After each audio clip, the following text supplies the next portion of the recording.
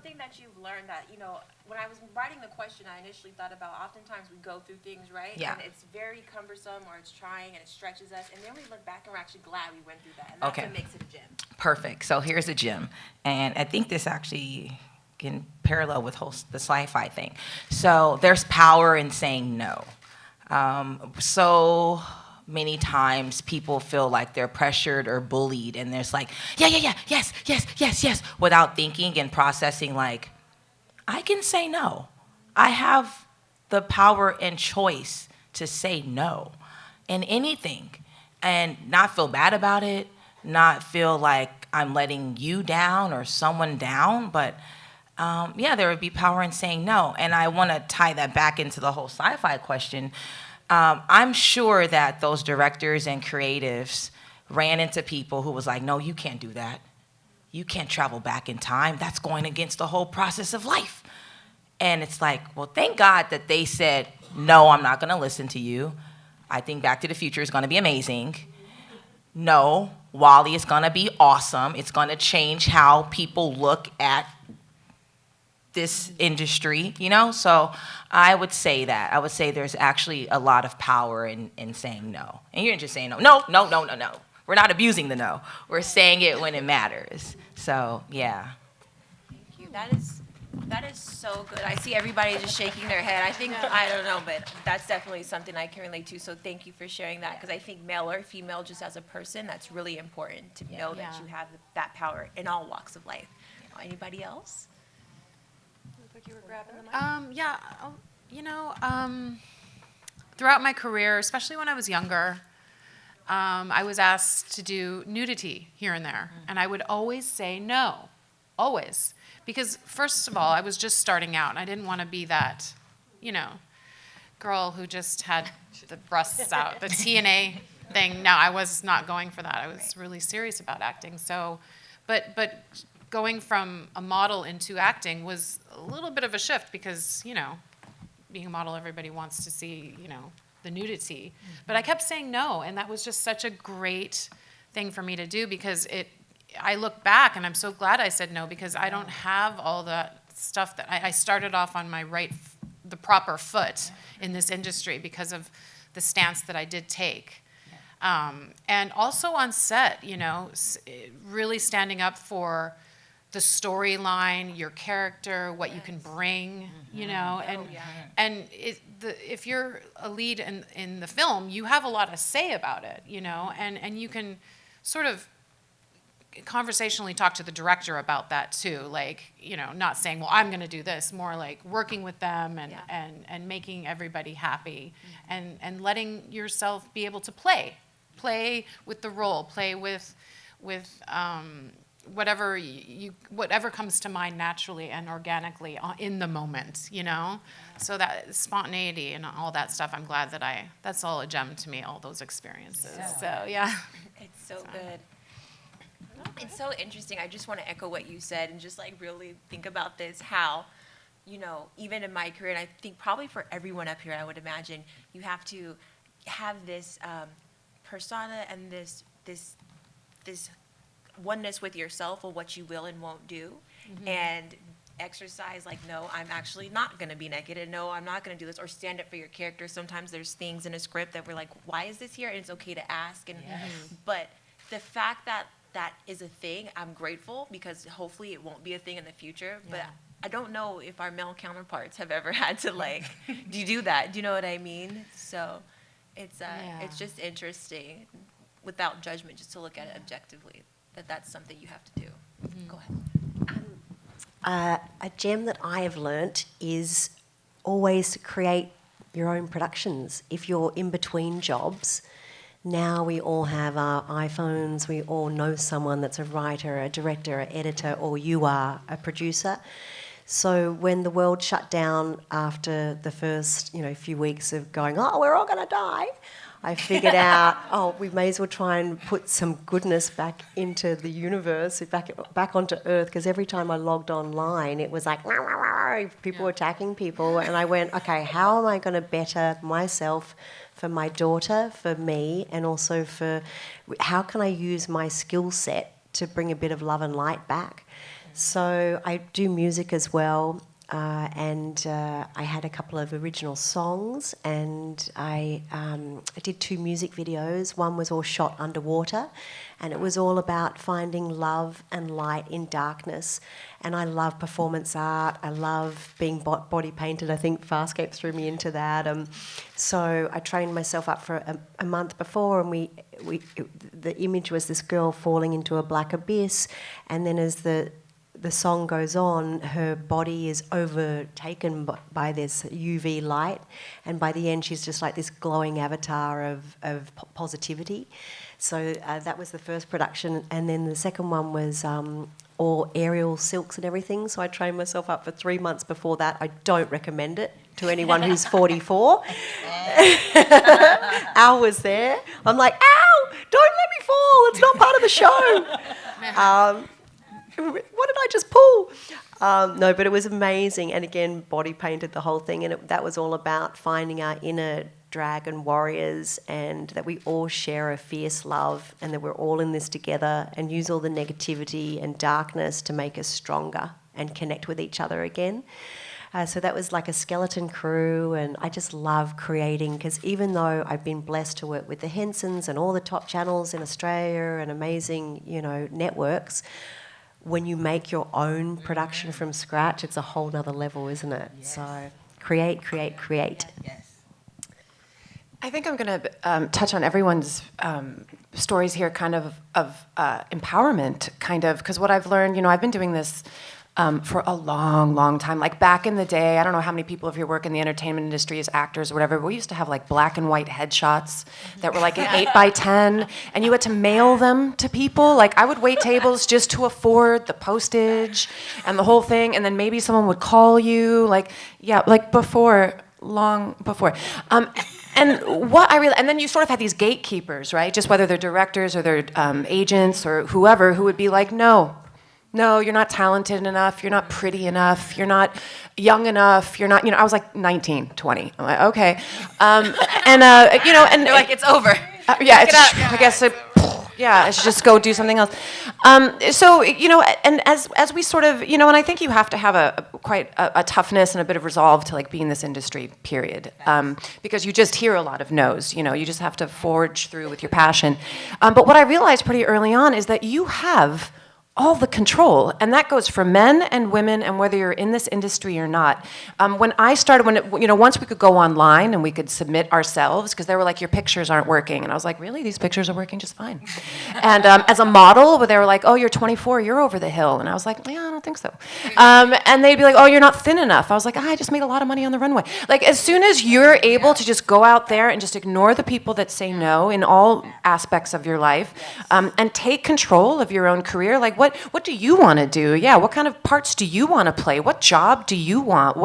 How do you want to live your life? F all those people that are like, do this, do that, you should be this, and I'm talking about everybody in all walks of life. We have so much power and control over our lives, and that was one of my biggest lessons, kind of like growing in this industry. Oh, I love that. And I think, let's give that a round of applause, right? I'm just so excited. One of the reasons I was so excited to speak to you ladies today is because everything that all of you have said, but just to underline your point, Jolene, like in all walks of life, especially with social media, it's so easy to try to seek validation and conform to what you think people want, or just feel inadequate within your own self. And the minute that you just say what sets my heart on fire and just say, I'm a train and I'm going, I'm taking off, and that's it, it's a real game changer. So I'm really glad that you shared that so passionately, because it's so huge, male or female, whatever, however you identify, whatever it is, just as an energy on this planet, to keep your energy for yourself and know who you are. So thank you so much. That was really dope that you shared that already. Yeah. Moving on. Did everybody answer that question? Okay, so you actually, we're segueing, you ladies are actually touching on a lot of the questions that are building on each other, so it's really flowing quite nicely. In terms of, Gigi, you mentioned about creating your own opportunities, and that's where we're headed next. In terms of opportunity in the genre, please share a little bit about your experience in the sci-fi industry, specifically, or in film in general, film or TV. Did you find that opportunities and collaborations were readily available, or did you have to create your own? I'll just keep talking. I feel like I've been really lucky that I've always found or been given roles that I really love. Because people are like, a lot of times if people aren't hiring you, and there's parts that you want to play and people aren't giving them to you, or there's stories that you want to tell and people aren't telling them, you go ahead and make that for yourself. And I've been really lucky that way. And I think that creators are making more content that is all-inclusive and really interesting. And, as a woman, I'm not like, I can't find like a complicated, fun character to play. That's not true. Things have changed a lot. And I want to touch on something kind of, because I feel like I started this with like, there should be more women and whatever. I just want to say that this industry has changed so much for women. I feel like the parts that are written for me are written by men. And the more, I played Karen in Life is Strange. It's a video game. And I remember when I read the sides, she's this mom, right? That like abandoned her children because she was like, I don't want to be a mom, and went and joined some hippie commune, and like now she comes back and sort of like is there for her kids, but she's unapologetic. She's like, I'm not here to say sorry or anything. She sort of had this edge. And then when I got into the sound booth, when I started doing it, that part was written by men, it was directed by men, and I was so thrilled by that these men had come together and created such a multi-dimensional, complicated, beautiful female character that went against the grain in every way. And I feel like more of those things are being created for us. And I just want to put that out there because I feel like there's a lot of like, there's not enough. I think the world is changing, and that, and anyone can create anything and put it out there. That is the beauty of all of this technology, is that any of us can tell a story and get it out there. And if it resonates with people, you'll have an audience and you'll be successful. So I'm not sure but that's that.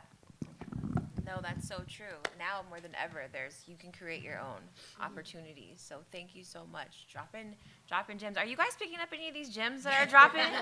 I hope so. A lot of the productions that I have made, other than with the big production companies, has been people that I've met on the Comic-Con circuit, whether they be fans or friends or family, we have a beautiful community here.